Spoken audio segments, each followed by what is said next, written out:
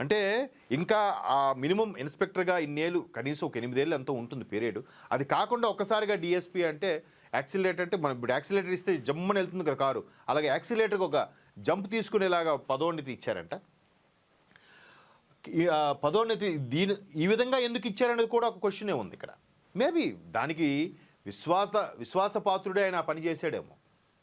So మొత్తం మీద తెలంగాణ రేపు మున్సిపల్ ఎన్నికలకు సంబంధించి కూడా ఈ విధమైన ప్రతిపక్షము అలాగే అధికార పక్షం మీద మాటల యుద్ధం జరిగే అవకాశం కనిపిస్తోంది.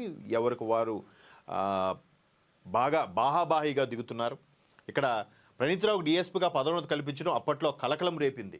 అంటే కదా ఇప్పుడు వాడికన్నా సీనియర్స్ ఉంటారు, సీనియర్స్ ఉండకుండా ఈయనకి ఎందుకు ఇచ్చారు అనేది అంటే ఇప్పుడు బయటకు వస్తుంది ఆ వ్యవహారం అంతా కూడా. వీడికి ఎందుకు సడన్గా ఎవరినో పట్టాడరా, మినిస్టర్ని పట్టాడరా, లేదంటే ఎవరినో పట్టాడరా అనుకుంటారు కదా.